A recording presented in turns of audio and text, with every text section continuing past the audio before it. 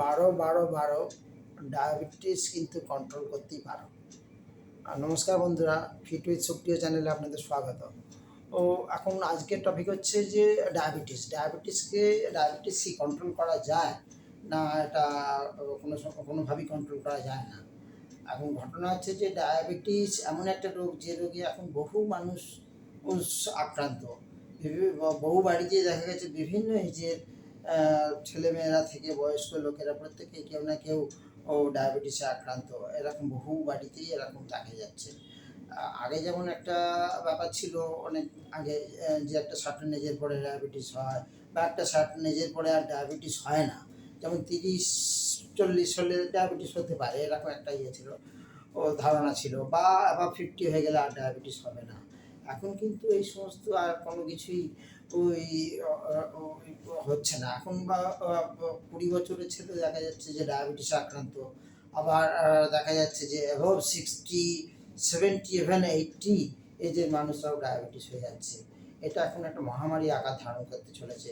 এটাকে actually lifestyle disease বলা হয়। আমরা যদি লাইফস্টাইলটাকে ঠিক মতন প্রপারলি মেনটেন না করতে পারি, আমরা যদি এটাকে ইনিশিয়াল স্টেজ থেকে যদি কন্ট্রোল না করতে পারি, তাহলে কিন্তু এটা ইন নিয়ার ফিউচারে এটা একটা মহামারী আকার ধারণ করতে পারে।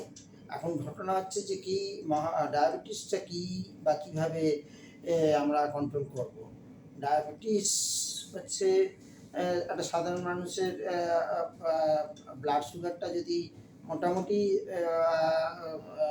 ফাস্টিংয়ে যদি 100 mg পার ডেসিলিটার যদি থাকে, এবং যদি পোস্ট মিল এটা 140 অব্দি যদি থাকে, 140 mg যদি থাকে পার ডেসিলিটার পার ডিএল, তাহলে এটাকে বলা হয় যে মোটামুটি নর্মাল আছে। এর উপরে চলে গেলে আস্তে আস্তে এটা ব্লাড সুগারটা বেড়েছে, বা আস্তে আস্তে পরবর্তীকালে এটা ডায়াবেটিস হয়েছে, এটা ধরে নেওয়া হয়।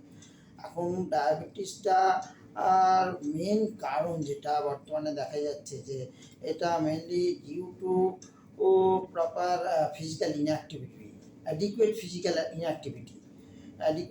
ইনঅ্যাক্টিভিটি বলতে কী বোঝাচ্ছে, যে মানুষ আজকালকার দিনে দোতলা, তিনতলা, চারতলায় যাব, লিফট ইউজ করছি। আমরা আর হেঁটে সিঁড়ি দিয়ে উঠছি না।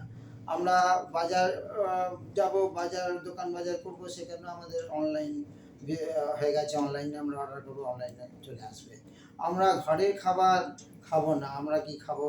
ফাস্টফুড খাবো, পিৎজা, বার্গার, এই সমস্ত খাবো। এখন এই সমস্ত বিভিন্ন কারণে দেখা যাচ্ছে যে অনেক কম বয়সেও অনেক ছেলেমেয়েরা ডায়াবেটিসে আক্রান্ত হচ্ছে।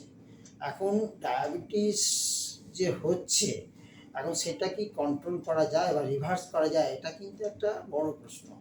এটা অনেকেই জিজ্ঞাসা করেন যে এটাকে কীভাবে রিভার্স করা যাবে, বা এটাকে কীভাবে কন্ট্রোল করবো। এখন ঘটনা হচ্ছে যে এটা রিভার্স করা যায়। হ্যাঁ, যদি অ্যাকচুয়ালি আমাদের দেশে যে ডায়াবেটিসটা ধরা পড়ছে বেশিরভাগ ক্ষেত্রে, সেটা হচ্ছে টাইপ 2 ডায়াবেটিস।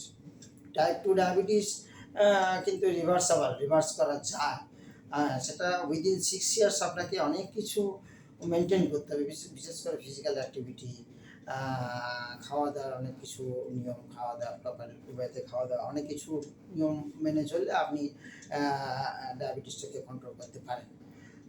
এখন ফিজিক্যাল অ্যাক্টিভিটি বলতে কী বোঝায়? ফিজিক্যাল অ্যাক্টিভিটি বলতে মেনলি যেটা বোঝায়, সেটা হচ্ছে যে আপনাকে রেগুলার হাঁটতে হবে। 30 থেকে 35-40 মিনিট হাঁটতেই হবে আপনাকে। আর যাদের হার্টের কোনো ডিজিজ নেই, বা যাদের হাঁটুর কোনো রোগ নেই, তারা সিঁড়ি দিয়ে ওঠানামা করার চেষ্টা করবেন যতটা পারবেন। অ্যাটলিস্ট দিনে 14-15টা 20টা স্টেপ সিঁড়ি দিয়ে উঠলেন, আবার নামলেন, এভাবে 3 বার, 4 বার, 5 বার, 6 বার করবেন। এভাবে যতটা করতে পারবেন ততটাই আপনার মাসেলসগুলো অ্যাক্টিভ হবে। মাসেলস অ্যাক্টিভ হলেই আপনার যে ব্লাডের মধ্যে যে গ্লুকোজটা আছে, সেই গ্লুকোজটা আপনার অ্যাবজর্ব হলেই আপনাকে ব্লাড সুগারটাকে আপনাকে কন্ট্রোলে রাখবে। এখন কথা হচ্ছে যে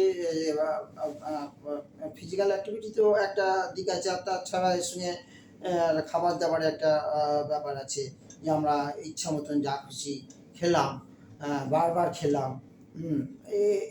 এই ব্যাপারগুলো আপনাকে এড়িয়ে চলতে হবে। আর একটা কথা হচ্ছে যে আমরা যা খাচ্ছি, সেই খাওয়াটার মাধ্যমে আমাদের বডিতে কার্বোহাইড্রেট যাচ্ছে, প্রোটিন যাচ্ছে, ফ্যাট যাচ্ছে, কার্বোহাইড্রেট থেকে আবার কার্বোহাইড্রেটটা ভেঙে আবার ব্লাডে গ্লুকোজ যাচ্ছে এবং আদার নিউট্রিয়েন্টসও যাচ্ছে। এবং গ্লুকোজটা যেটা দরকার সেটা গ্লুকোজের মাধ্যমে আমাদের গ্লুকোজটা যদি আবার আমাদের রক্তের মাধ্যমে বিভিন্ন সেলে চলে যাচ্ছে, বিভিন্ন সেলে গিয়ে আমরা এটাকে এটা আমাদের বডিতে এটা এনার্জি একটা শক্তি তৈরি করছে, শক্তি তৈরি হয়েছে, যেটা আমাদের আমাদের বডিটাকে মেনটেন করতে গেলে দরকার। সুতরাং এই যে গ্লুকোজটা যাচ্ছে ইনসুলিনের মাধ্যমে, এটা হচ্ছে এই যে ইনসুলিন নামক যে হরমোনটা, এটা কিন্তু আপনার আমাদের শরীরে প্যানক্রিয়াস, প্যানক্রিয়াসের মাধ্যমে ইনসুলিনটা তৈরি হয়। এবং ইনসুলিন নামক হরমোনটা যে আপনার বিভিন্ন সেলে যে আমাদের গ্লুকোজটা পাঠাচ্ছে, এইটা কিন্তু প্যানক্রিয়াস থেকে এটা তৈরি হয়। এখন যদি আমরা প্রপার ওয়েতে যদি ফিজিক্যাল অ্যাক্টিভিটি না করি, তাহলে কি হবে, তাহলে আমাদের এই প্যানক্রিয়াস বা লিভার এই সমস্ত পার্টে মেদ জমে যাবে, ফ্যাট জমে গেলে হবে কি, আমাদের ব্লাড সার্কুলেশন, ব্লাড ফ্লোটা কমে যাবে। ব্লাড ফ্লোটা কমে গেলে আপনার গ্লুকোজটা এখানে জমাট বেঁধে যাবে, গ্লুকোজটা প্রপার পরিমাণে ফ্লো করতে পারবে না। এবং ব্লাড সেলে যে গ্লুকোজটা ঢুকে আছে, সেই সেলগুলো যদি আমরা ফিজিক্যাল অ্যাক্টিভিটি কম করি, তাহলে সেগুলো কিন্তু খরচা হবে না। খরচা না হওয়ার ফলে হবে কি, আমাদের আস্তে আস্তে ব্লাড সুগারটা বেড়ে যাবে। তাই এই কারণেই আমাদের ব্লাড সুগার কন্ট্রোল করার জন্যই আমাদের ফিজিক্যাল অ্যাক্টিভিটি মাস্ট। আচ্ছা, এবারে যেটা মেন কথায় আসা যাক, সেটা হচ্ছে যে আমরা যে শুরুতেই বলেছিলাম যে 12-12-12, এই রুলটা যদি ফলো করেন, আরও ইত্যাদি অনেক কিছু আছে, যারা অনেক দিন ধরে ওষুধ খান, কিন্তু যাদের প্রিলিমিনারি স্টেজ, তারা কিন্তু এই রুলটা ফলো করে দেখবেন, আপনারা ভীষণভাবে উপকৃত হবেন। অ্যান্ড সেটা হচ্ছে যে 12-12-12 ডায়াবেটিস কিন্তু কন্ট্রোল করতে পারো। এখন আমি দেখাচ্ছি কিভাবে করবেন এটা, একটুখানি দেখে নিন এটা।